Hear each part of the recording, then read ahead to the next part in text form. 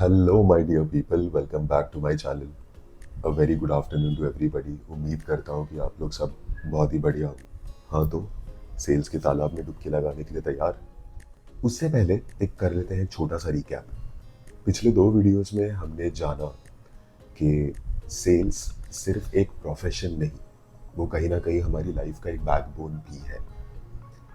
दूसरा, सेल्स हमें confidence, resilience और पेशेंस सिखाता है। तीसरा, सेल्स एक बाई चांस प्रोफेशन ज़रूर हो सकता है, बट वो एक अंडररेटेड प्रोफेशन तो डेफिनेटली नहीं है। और चौथा और सबसे इम्पॉर्टेंट, सेल्स सिर्फ अपना प्रोडक्ट सेल करना नहीं होता। सेल्स अपना आइडियाज़, अपना एक्सपर्टीज, अपना विजन, अपना एक्सपीरियंस, सब चीज़ को प्रोड्यूस करना होता है। चलो फटाफट आप पेन और पेपर लेके बैठ जाओ, आज थोड़ी सी पढ़ाई करनी है। सेल्स स्किल्स सीखने से पहले आपको कुछ 5 गोल्डन रूल अपनी तरफ से याद रखने होंगे। जैसे कोई भी बैटल को लड़ने के लिए आपको वेपन्स चाहिए, similarly these are the weapons that will help you to go ahead. सबसे पहला है ऑनेस्टी, ईमानदारी। दूसरा है इंटेग्रिटी, आप अपने ज़बान के कितने पक्के हो। तीसरा है अंडरस्टैंडिंग, आप दूसरों की बातों को किस तरीके से समझ पा रहे हो। चौथा है एम्पैथी, आप कितने सहानुभूति दिखा सकते हो अपनी तरफ से, आप किसी भी सिचुएशन को अंडरस्टैंड करके उस चीज़ में कैसे रिएक्ट करते हो। और पांचवा है थॉटफुलनेस, आप ये सारी सिचुएशन को एनालाइज करके किस तरीके से चीज़ों को प्रोसेस करते हो और आगे बढ़ाते हो, उसे कहते हैं थॉटफुलनेस। ये 5 स्किल्स जो आप लोगों को याद रखने हैं इससे पहले कि हम ये बैटल फील्ड पे उतरे। अब तक तो आप ये टाइटल देख के आराम से समझ गए होंगे कि people don't like to be sold, they like to buy. अब इसका मतलब क्या होता है? ज़्यादातर सेल्समैन यहाँ पे यही गलती करते हैं कि वो बस सेल कर देते हैं, but that's not the point. हमें वो चीज़ नहीं करनी है। कंफ्यूज्ड? एक्सप्लेन करता हूँ। Selling is not a problem, selling दिक्कत नहीं है, प्रॉब्लम है डायरेक्शन लेस सेलिंग। जब आप कोई भी चीज़ को कैसे भी बेचने की कोशिश करते हो तो वो है प्रॉब्लम। 3 बेसिक हैबिट्स जो आप लोगों को डेवलप करनी है इस चीज़ के लिए to go head in this process. सबसे पहला, listen more than you speak. कभी कभी एक सवाल आप अगर अपने क्लाइंट से पूछो या अपने पार्टनर से पूछो, आपको उस एक सवाल में पूरे जवाब मिल जाएंगे, लेकिन वो सवाल भी सही होना चाहिए। That is very important. उसके बाद आपको बस अपने क्लाइंट की रिक्वायरमेंट को मॉडिफाई करना है और उसे प्रेजेंट कर देना है। ये जॉब इज सिंपल। सबसे अच्छा एग्जांपल मुझे याद आ रहा है इसके लिए, एयरबीएनबी। एयरबीएनबी की स्टोरी तो शायद काफ़ी लोग जानते होंगे, बट फिर भी मैं बता दूँ।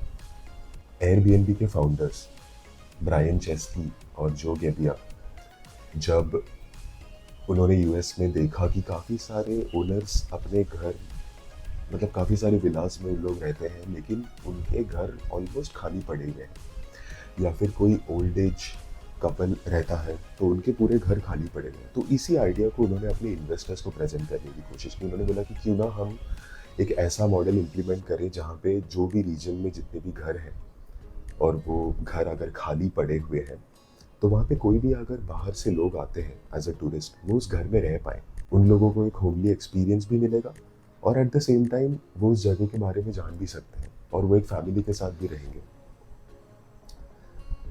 इन्वेस्टर्स ने जब ये आइडिया के बारे में सुना तो उन्होंने इस आइडिया को रिजेक्ट कर दिया, क्योंकि इसमें काफ़ी सारे सिक्योरिटी कंसर्न्स आ रहे थे। और इस चीज़ को एड्रेस करने के लिए दोनों फाउंडर्स फ्लाइट लेके पर्सनली अपने पहले 10 होम ओनर्स से मिलने के लिए गए। वो लोग जब वहाँ पे पहुँचे, उनको पता चला कि लोगों के अपने कंसर्न्स अलग अलग हैं। पहले होम ओनर ने उनको बोला, मुझे इस मॉडल से कोई प्रॉब्लम नहीं है, लेकिन मुझे फ़ोटोज़ अपलोड करने के लिए एक प्लेटफ़ॉर्म चाहिए जहाँ पे मैं अपने घर के फ़ोटोज़ को अपलोड कर पाऊँ ताकि दूसरे लोग उस चीज़ को देख पाएँ। दूसरे होम ओनर ने बोला, अगर कोई गेस्ट लेट आता है तो मुझे उस चीज़ का नोटिफ़िकेशन आना चाहिए। तीसरे होम ओनर ने कहा, अगर कोई मेरे घर को नुकसान पहुँचा दे तो? चौथे होम ओनर ने कहा, अगर कोई मेरे घर में से चोरी कर जाए तो? अगले होम ओनर ने कहा कि मैं स्ट्रेंजर्स पे कैसे भरोसा कर सकता हूँ कि मैं अपना फ्लैट उनके हाथों दे दूँ। अब यहाँ पे ज़्यादातर सेल्समैन क्या करेंगे, सर आप टेंशन मत लो, हमारी वेबसाइट एकदम जेन्युइन है, एकदम 100% वेरीफाइड है, हम इस चीज़ का पर्सनली ध्यान रखेंगे, आपको किसी चीज़ की टेंशन लेने की ज़रूरत नहीं है, आप भरोसा कीजिए, ब्ला ब्ला ब्ला ब्ला ब्ला। बट ब्रायन चेस्की और जो गेब्रिया ने डायरेक्टली एक सवाल होम ओनर से पूछ लिया कि आपको सेफ फील कराने के लिए क्या चाहिए, आपको सेफ फील कराने के लिए हम क्या कर सकते हैं। सिंपल, यहाँ पे होम ओनर्स ने डायरेक्टली अपने सारे कंसर्न्स उनके सामने रख दिए। सबसे पहले होम ओनर ने आइडिया दिया कि हर गेस्ट की आईडी वेरीफाई होनी चाहिए। दूसरे होम ओनर ने कहा कि मुझे एक रिव्यू सिस्टम चाहिए ताकि मैं अपने गेस्ट्स के एक्सपीरियंसेस को नोट कर पाऊँ और अगली बार उन्हें बेटर एक्सपीरियंसेस दे पाऊँ। तीसरे होम ओनर ने कहा कि अगर मुझे किसी तरह का सिक्योरिटी डिपॉजिट या अश्योरिटी मिल जाती है या गारंटी मिल जाती है तो मैं सेफ फील करूँगा। एयरबीएनबी ने वो तीनों आइडियाज़ इम्प्लीमेंट किए।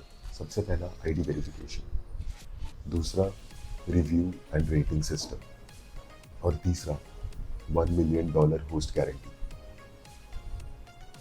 बस that was the game changer for them. आज के तारीख में Airbnb is already present in 220 plus countries and regions. It's a $1 billion brand और उस चीज़ को कोई इंट्रोडक्शन की ज़रूरत नहीं है। दूसरा इम्पॉर्टेंट पॉइंट है, know the value of your product. आपके पास एक सामान है, आप दूसरों को उस सामान की तारीफ करते रहोगे, वो नहीं बिकेगा। आपको सबसे पहले उस प्रोडक्ट को, अपने आप को बेचना है। सबसे पहले आपको अपने आप को कन्विंस करना है कि yes, this is the best product in the market. और वो तभी हो पाएगा जब आप अपने कॉम्पिटिटर्स के बारे में स्टडी करोगे, जब आप जानोगे कि मार्केट में इस तरीके की और कितने प्रोडक्ट्स हैं। आप अगर बिलीव करते हो that this is the best product in the market, इससे अच्छी प्रोडक्ट और कोई है ही नहीं, आपको यही बिलीफ को अपने सामने वाले पार्टनर को सिर्फ ट्रांसफ़र करना है and your job is done, your sale is done.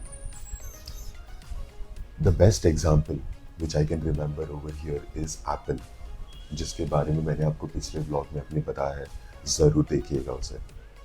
तीसरा सबसे important point, slow and consistent steps. पुराने ज़माने से हमें कहावत सुनते आ रहे हैं, slow and steady wins the race, but कितने लोग इसे लाइफ में एक्चुअली इम्प्लीमेंट करते हैं? ज़्यादातर नहीं करते। स्टार्ट इम्प्लीमेंटिंग गाइस, इस चीज़ को अपने लाइफ में एनालाइज करो, समझो। Slow and steady wins the race is really a fact. और इस चीज़ के बारे में आप अपने लाइफ में अभी तक एक्सपीरियंस तो कर चुके होंगे, कभी ना कभी, कहीं ना कहीं। डोंट एक्सपेक्ट रिजल्ट इमीडिएटली, ऐसा किसी के साथ नहीं होता, कभी नहीं होता। एक छोटा सा गेस्चर, एक छोटा सा कॉल, एक छोटा सा फॉलोअप, एक छोटा सा concern makes a lot of difference. Start developing these skills. अगर आपने इस स्किल को इम्प्लीमेंट कर दिया तो ये आपका कॉन्फिडेंस और आपका रिलेशनशिप बिल्डिंग स्किल भी बढ़ाता है। इस चीज़ के लिए सबसे बेस्ट एग्जांपल मुझे याद आ रहा है अमेज़ॉन का। अमेज़ॉन के बारे में तो हम सब जानते ही हैं। जब जेफ बेजोस ने 1995 में अमेज़ॉन को अपने गराज से शुरू किया, तब द फर्स्ट बुक जो उन्होंने बेचा, Fluid Concepts and Creative Analogies. This was the first book that he sold online. और वो सक्सेसफुल था। उससे प्रूव हुआ कि अमेज़ॉन का जो मॉडल है वो सक्सेसफुल है और उस चीज़ को इम्प्लीमेंट किया जा सकता है। और आज के तारीख में everybody knows Amazon, everybody knows its value. यहाँ पे आपने देखा कि जेफ बेजोस ने एक प्रोडक्ट को अपने गैराज से ही सेल करने की कोशिश की ऑनलाइन और वो सक्सेसफुल रहा। सो आपको क्या लगता है कि उसने पहले इम्प्लीमेंटेशन में इसे सक्सेसफुल कर दिया होगा? Definitely not. ये तीनों स्किल्स अगर आपने अपने लाइफ में डेवलप कर ली, तो आप खाली एक अच्छे सेल्स पर्सन ही नहीं, एक अच्छे कम्युनिकेटर और एक अच्छे प्रॉब्लम सॉल्वर भी बन जाओगे। ये भी तो लाइफ की काफ़ी इंपॉर्टेंट स्किल्स है ना। इससे मुझे याद आ रहा है कि मुझे आपको अपनी तरफ से कुछ टिप्स डेफिनेटली देने का बहुत मन कर रहा है। आइए, कुछ सेल्स टिप्स है जो मैं अपने लाइफ में अब तक, मैं अपने करियर में अब तक इस चीज़ को यूज़ कहीं ना कहीं करता आया हूँ, तो मैं चाहता हूँ कि आप लोगों को भी इस चीज़ के बारे में पता चले। सबसे पहला, take pause before you reply. ये बहुत इंपॉर्टेंट है। आप सामने वाले की बातों को पूरा कंप्लीट होने दो, उस चीज़ को खुद समझो। अगर कोई चीज़ ना समझ में आए तो दोबारा पूछो, फिर उसे एक फाइनल रिप्लाई दो। इस चीज़ से क्या होता है कि उनका एक थॉट प्रोसेस होता है जो कंप्लीट हो जाता है और आप उस थॉट प्रोसेस को एड्रेस करते हो। So the communication and the relation building becomes very easy. Second tip, repeat what they said. For example, अगर एक क्लाइंट आपको बोलता है कि मुझे so and so product so and so date में डिलीवर्ड चाहिए, तो आप उस चीज़ में उसे एड्रेस करो। ओ, सो सर, आपको so and so product so and so date में डिलीवर्ड चाहिए, राइट? इस चीज़ से क्या होता है कि आपका कस्टमर, आपका क्लाइंट ये चीज़ समझता है कि आप उसकी बातों की वैल्यू करते हो, आप उसके थॉट्स की रिस्पेक्ट करते हो, आप उसकी बातें सुन रहे हो और वो आपके लिए इम्पॉर्टेंट है। That gives them a lot of assurity. तीसरा, ask why. This why question is very important, और ज़्यादातर लोग वाई का सवाल पूछते भी नहीं है, वो बस शुरू हो जाते हैं। Ask why twice. आपको वाई 2 बार पूछना है, चाहे कोई भी ऑब्जेक्शन क्यों ना हो, कोई भी ऑब्जेक्शन। सबसे पहली बात, जब आप क्लाइंट को पूछोगे कि ऐसा क्यों, what is the concern, problem क्या है, वो आपको एक सुपरफिशियल रीज़न देगा कि नहीं नहीं, अभी टाइम नहीं है, अभी बजट नहीं है, अभी इंटरेस्ट नहीं है, एनी एक्स वाई ज़ी रीज़न। लेकिन आपको वाई दोबारा पूछना है। तो क्यों? क्या आपकी सर्विस में कोई भी कमी नहीं है आज की तारीख में? तो वो बताएंगे आपको कि उनके कंसर्न्स क्या क्या है।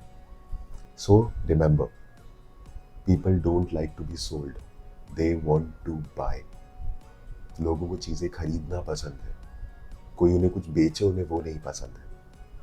तो आज के लिए इस वीडियो के लिए इतना ही रखता हूँ दोस्तों। उम्मीद करता हूँ कि आपको ये वीडियो बहुत पसंद आया और आपने इससे काफ़ी कुछ सीखा। अगले वीडियो में हम बात करेंगे कि कैसे सेल्स में रिजेक्शन आपको बहुत कुछ सिखाता है और हेल्प करता है लाइफ में। अगर आपको ये वीडियो पसंद आया हो तो इसे लाइक कर देना, इस चैनल को सब्सक्राइब कर देना, और मुझे कमेंट्स में ज़रूर बताना कि आपको हाल ही में इस चीज़ के लिए किसी को कन्विंस करना पड़ा और वो कन्विंसिंग सक्सेसफुल थी।